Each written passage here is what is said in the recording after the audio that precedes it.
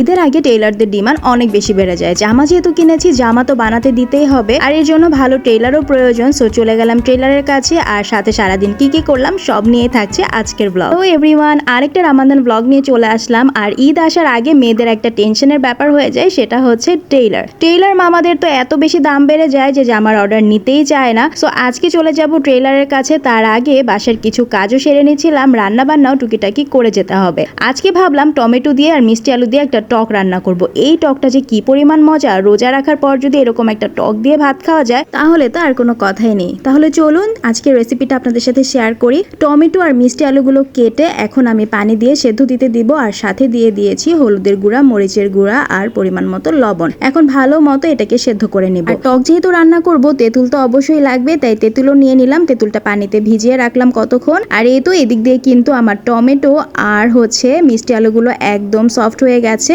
কিন্তু এভাবে করলেই তো চলবে না, এটাকে এখন ডাল ঘুটনি দিয়ে ঘুটে একদম ডালের মতো করে পাতলা করে ফেলতে হবে। আমি ভালো করে ঘুটে নিয়েছি, কোনো ধরনের দানা থাকা যাবে না। তো ভালো করে ঘুটে নেওয়ার পরে এখন আমি যে তেঁতুলটা ভিজিয়ে রেখেছিলাম সে পানিটা দিয়ে দিলাম, আর কয়েক টুকরা মাছ দিয়ে দিয়েছি। আপনারা চাইলে যে কোনো মাছ ইউজ করতে পারেন, তাতে কোনো বাধকতা নেই। তো এখানে আমি মাছটা দিয়ে দেওয়ার পরে কাঁচামরিচ দিয়েছি আর রসুন আর পেঁয়াজ দিয়ে ভালো করে টেলে আমি টকের মধ্যে দিয়ে দিয়েছি। এতে করে ফ্লেভারটা অনেক মজা হয়। আর আমি দিয়ে দিয়েছি সামান্য সুগার, এতে করে টকের ব্যালেন্সটাও অনেক সুন্দর হয়ে যায়। সো রেডি হয়ে গেছে আমার মজাদার টক টমেটো আর মিষ্টি আলুর। আপনারা কিন্তু এটা অবশ্যই ট্রাই করবেন, অনেক ইজি এবং অনেক মজা। টক তো রান্না করা শেষ, আর এদিক দিয়ে জান বাচ্চাও উঠে গেছে, আর উঠেই সে তার ক্যামেরা নিয়েই পড়ে আছে। ওই যে বললাম না, তারা যখন একটা খেলনা পাবে তখন এমন ভাবে খেলবে মনে হবে যে এই খেলনাই তার সবকিছু। জান বাচ্চাকে বললাম তাড়াতাড়ি চলো, ফ্রেশ হয়ে নাও, নাস্তা করে বের হয়ে যেতে হবে। তারপর আমরা বের হয়ে গেলাম, আর এই তো লেসের দোকানে চলে আসলাম। আর মেয়েদের কিন্তু আরেকটা অনেক ইম্পর্টেন্ট জিনিস, সেটা হচ্ছে এই যে লেসের দোকান। কারণ এই লেসগুলোই পারে একটা সিম্পল কাপড়কে গর্জিয়াস একটা লুক দিতে। তো অনেক সুন্দর সুন্দর লেসগুলো দেখছিলাম, আর এক একটা এক এক ডিজাইনের ছিল, কালারগুলোও সুন্দর ছিল। আর এদিক দিয়ে হঠাৎ করে আন্টির সাথে দেখা হয়ে গেল। আন্টি যে লেস কিনতে আসবে সেটা আমরা জানতাম না। সো আন্টির সাথে দেখা হয়ে গিয়েছে। ভালোবাসা বয়সকেও হার মানায়। যদি আপনাদের মধ্যে মিল আর ভালোবাসা থাকে তাহলে বয়স কোনো ম্যাটারই না। এটা আমি কেন বলছি আপনাদেরকে এখনই দেখিয়ে দিব। মাশাআল্লাহ একটা জুটি দেখলাম মার্কেটে, আর তারা দুইজন কিন্তু অনেক বয়স্ক।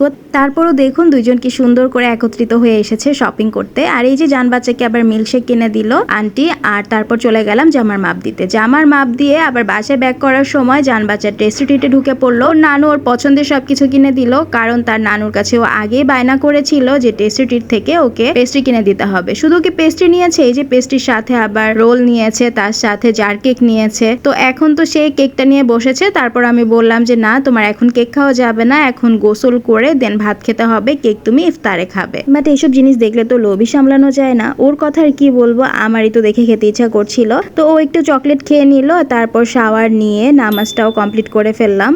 رمضان رمضان رمضان يا حبيب। তারপর টুকটাক রান্না করাও বাকি ছিল। ইফতারের আগ দিয়ে রান্নাটাও শেষ করে ফেললাম, যাতে করে ইফতারের পরে একটু রিল্যাক্সে থাকা যায়। কারণ ইফতারের পরে অনেক বেশি টায়ার্ড ফিল হয়, তখন আর কিচ্ছু করতে ইচ্ছা করে না। আর জান বাচ্চাকে যেহেতু বলেছিলাম ইফতারে তুমি কেকটা খেও, তো ওকে ইফতারের জন্য কেকটা দিলাম। আর আজকে যখন বাহিরে ছিলাম তখনই অনেক ইচ্ছা করছিল যে দই দিয়ে চিড়া দিয়ে খাবো, তাই ইফতারে দই চিড়া কলা দিয়ে খেয়ে নিলাম। আর তার সাথে তো খেজুর ছিল, তরমুজ ছিল, শরবত ছিল। তো তরমুজটা খাওয়ার পরেই নামাজ পড়তে চলে গিয়েছিলাম। নামাজ পড়ে এসে রিল্যাক্সে বসে শরবতটা খেলাম। আর এদিক দিয়ে জান বাচ্চা তো পুরা কেকটা শেষই করতে পারেনি। তারপর আমি ওকে জিজ্ঞেস করলাম যে তুমি কি কেকটা খাবে, তো সে বললো যে না, বাট চকলেটটা ঠিকই সে নিয়ে নিয়েছে। তো যাই হোক, এখন আমি এই কেকটা খেয়ে ফেলবো। আসলে ওই যে বললাম না যে এরকম কেক দেখলে তো আমি নিজেই লোভ সামলাতে পারি না, কারণ আমার কাছেও কিন্তু এরকম পেস্ট্রি কেক অনেক বেশি ভালো লাগে।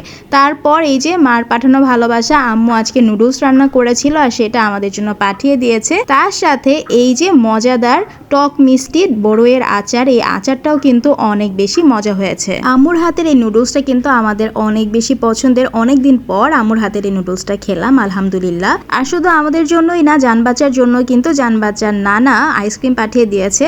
কারণ জানে যে জান বাচ্চা আইসক্রিম খুব বেশি পছন্দ করে, তাই জান বাচ্চার নানা কিন্তু জান বাচ্চার জন্য সবসময় আইসক্রিম পাঠাবে। আলহামদুলিল্লাহ সবকিছুর জন্য। সবাই ভালো থাকবেন, আল্লাহ হাফেজ।